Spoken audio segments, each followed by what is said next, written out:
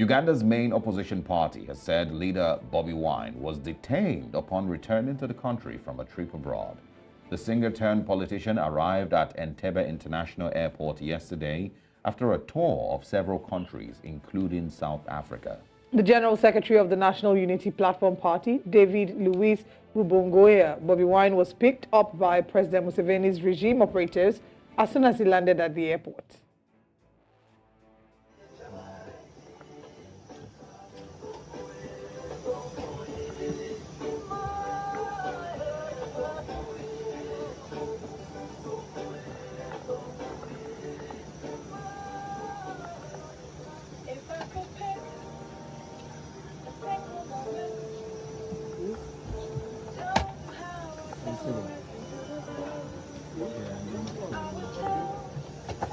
Welcome to Uganda.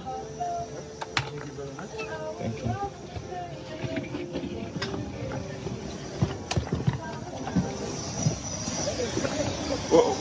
Where are you taking him? Where are you taking him? Where are you taking him? Where are you taking him? Where are you taking him? Member of Parliament. Member of Parliament. Member of Parliament. Where are you taking him? This is happening on an international airport. They are coming to the plane. They are coming to the plane. This is happening at the international airport. The President and Honorable Kirumira Hassan, Chagulanyi Center have been whisked away by SFC members. No, you cannot push me out. I came on this plane. You must wait. You must wait. You cannot push me out. They are arresting Honorable Hassan Kirumira and the President have been whisked away. This is an airplane. You cannot push me out. No way. You cannot push me out. What you're doing is wrong. Well, in a twist of events, the police made a social media post, and this is what they had to say. It says there, "We wish to inform the public that the NUP president, John Kyangulanyi Robert, was successfully escorted by our security team from Entebbe to his home in Magere.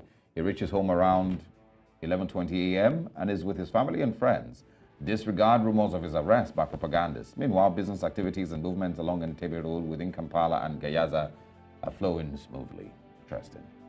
Now, let's bring in journalist Darren Bartlett, who joins us from Kampala, Uganda. Good morning, Darren. It didn't seem very much like a friendly escort to his home by the police, and it's not like he requested for escorts. Good morning. So it's very, it's where you sit to interpret what an arrest is. An arrest could be, in the law, they could be preventing you from a crime that is likely to be committed, or when you've actually committed the crime. So there are two things here. And given the history that he's been touring the country and he's been having quite a number of people, Bobi Wine has been to the west, the north, the east, and we've seen a number of people cover roads and causing jam and things like that. And we all know that before he even stopped those tours, there was a terror threat alert in Uganda that was first raised by the American embassy, and then later on police came out and made a statement and said they also received some information that there's an attempt on his life, on Chagulanyi's life. And then again, a few days ago when he was out, they received information that people were planning to gather and welcome Bobi Wine from wherever he had traveled across the world, including countries like Canada, and that they wanted too much from Entebbe Airport to his home or to his offices, the NUP offices, which is about 57 kilometers. It's quite a long distance. And it's such a busy airport if you've been there before. So to avoid those kind of disruptions in traffic and all that, police came out and said that they discourage any plans by the people of the NUP or supporters of the NUP from marching because of the business disruptions that they may cause on that road. It's just one road. There's no much alternative to it. If you've been to Kampala and Entebbe, it's just one street. So to avoid such disruptions, the police had already issued a statement to the people to stop them from holding such plans. And indeed, by morning, you would see that there were some gathered, people intending to actually execute what the police suspected is going to Indeed, there's quite a number of with some civilians wearing red uniforms for the NUP. Those are the colors of the NUP, and some people were indeed arrested. So they suspected that that move was going to happen, and what they did was to get the president of the NUP from the flight and take him home without mobilizing people on the streets of Kampala, which he called goons. Though different information kept on trickling in that some journalists were arrested. Actually, the police does not deny it. It says, yes, there are some journalists who were arrested, but upon arresting them, they were not identifiable. They couldn't identify them as journalists because, I mean, anyone can wear a journalistic gear. You can wear a bulletproof that has press on it. You can have a camera, so anyone can be a journalist according to the word journalism, including citizen journalism. So they put them. They did arrest them, but they say they put them in some custody for verification of who they are, and then later on release them. And they also acknowledge that in the process of everything that happened yesterday, yes, some people were hurt. Bobi Wine also talked to the press and talked about how his security guard at home, the moment they arrived home, he was arrested, and some other people were beaten. That's according to his account, the one he gave, but also police acknowledges that yes, some people were harmed in the process of preventing what could have happened yesterday. All right. How much of a threat would you say Bobi Wine is to Yoweri Museveni's government for them to go to this extent, ensuring that they're not just arresting journalists? I mean, if you look at some of the tweets that Bobi Wine has shared, he said, and I quote, "In the strongest terms possible, I condemn the brutal treatment of journalists from different media houses by regime operatives today. They were beaten, pepper sprayed, and their gadgets confiscated before many were arrested and taken to Entebbe police station. They were targeted for covering some of the abductions, violent arrests, and the manner in which I was arrested at the airport." So this is just one. We'll come back to talk about the freedom of the press, but how much of a threat would you say Bobi Wine is? We know that he is, I mean, the media reports him as the strongest opposition. But how much of a threat is he to Yoweri Museveni's government? I don't want to call him a threat as per se, but I mean, he's the strongest opposition member who is available right now. If you look at the other parties, FDC is crumbling with money, fighting division. DP collapsed. Actually, DP joined the NRM. They're in a partnership, which is a political party. The UPC, which is the oldest party, also joined the NRM party, which is the ruling party today.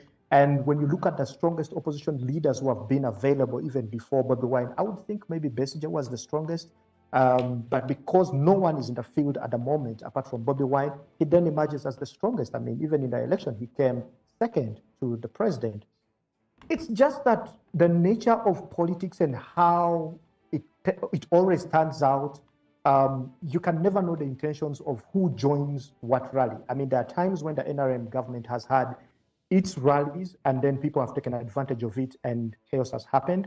There are times when Bobi Wine was actually arrested in Ginger during the presidential campaigns, and the whole country, not the whole country per se, but some parts of the country went rowdy, including Kampala, where I am.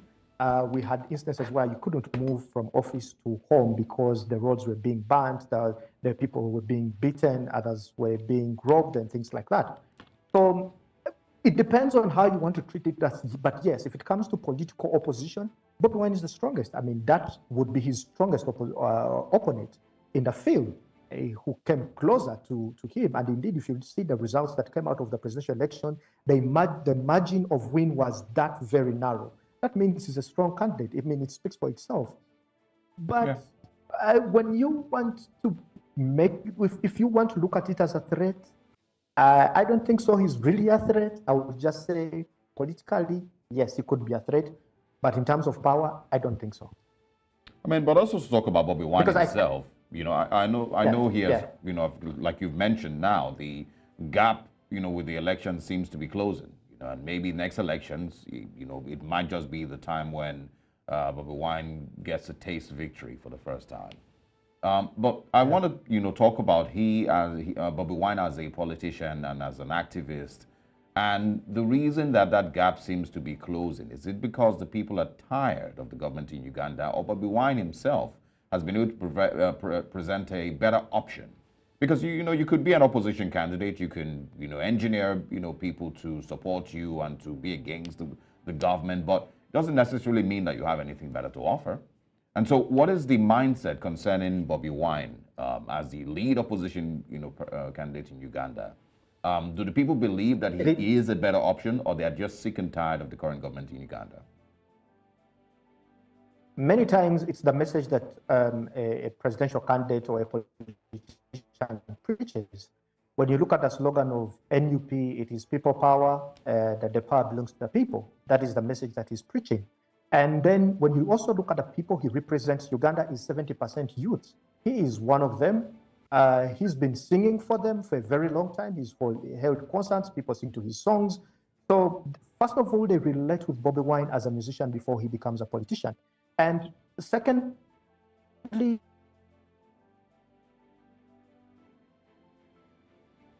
all right. Seem to be losing you there, Darren Bartlett. Of course, as we try to reconnect with him, the conversation is. I think that's a very important question that you ask, because we see it not just in Uganda, in several other African countries where the African leaders are clinging to power. Sometimes you find that people are tilting more to the strongest opposition, not necessarily because they think the person is a fantastic candidate, but also because they want something different. All right. Yeah. Darren, welcome back. Please go ahead with the conversation. I was saying that when you look at the symbol, Bobi Wine and the people he represents, he's a guy who had dreads. He calls himself a ghetto president. He's been down in the trenches. He's been singing. He's been moving around the country before he became a musician, a politician. So you definitely know he was actually one of the top 3 artists in the country. He was, at some point, he was the artist of the year. So his name is definitely familiar, and the messages he sings, the things he sings are very relatable to the biggest population of of the country, which is the youth, 70%. So you definitely know that the moment he announced himself into politics when he became a member of parliament, it was a walkover for him. What the country lacks, to be very honest, is civic education. And that is why you find that people vote for people who they feel they just relate with. It doesn't have to be your manifesto. It doesn't have to be anything that you promise on the table. It's just that we relate with you, and that's what we want. And people just go with that. So All right. Darren, we're hoping that we can reconnect with you and wrap up the conversation shortly. And when Darren joins us back, I'd like us to also look at what exactly the situation is, because Bobi Wine has said, whilst the police has said one thing, the police has said that they've escorted him back, but Bobi Wine has said that he's under house arrest. All right. Welcome back, Darren. I know, sorry, I know someone keeps calling my line, and I've decided to just put off the whole phone, but it's okay.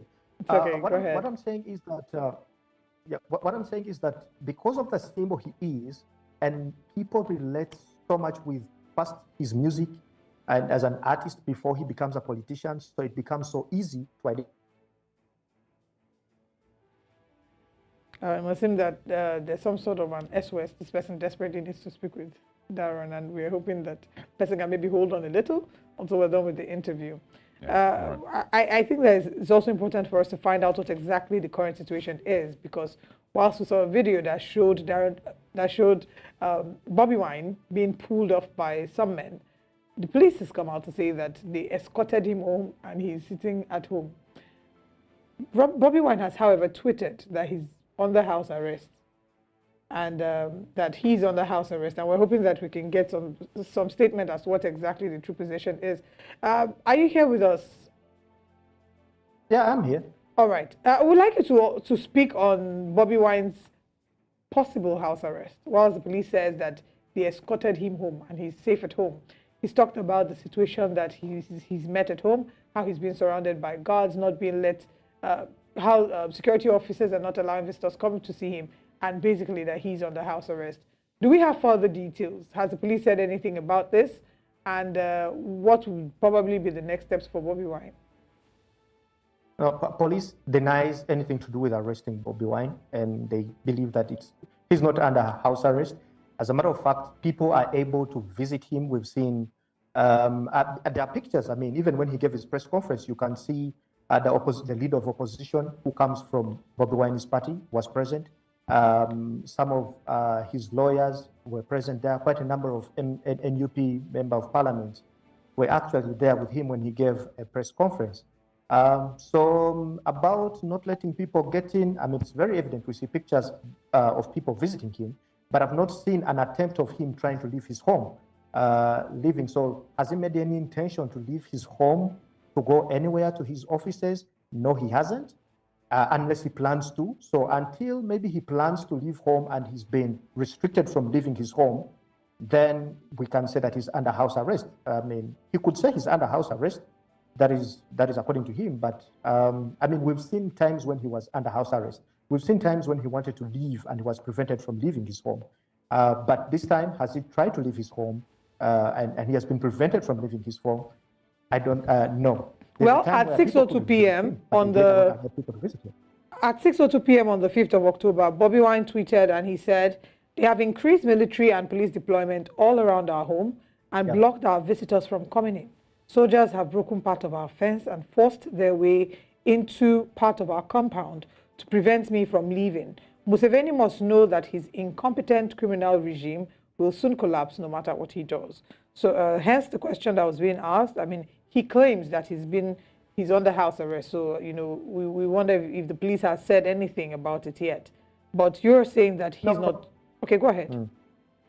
No, police has not come out to say that they have arrested Bobi Wine. You know, that it could also be very using careful language to not to present what they probably is happening, but they have not come out to say that he's under arrest. They're just making sure that probably his movement, which he has not attempted to do since he was taken home, does not cause gatherings of people and chaos eventually. I mean, we've seen this with Dr. Besigye, who was once the president's doctor and a presidential candidate. That one there was under house arrest before he escaped and went to exile and came back, arrested again. I mean, there's a time that prevented him from leaving his home when he wanted to do protests of walk to work, and they knew that his movement would gather people and it would cause chaos eventually. Yes, even when Bobi Wine had just been arrested from Arua, was brought back to Kampala when he was planning to stand for presidency and all those things.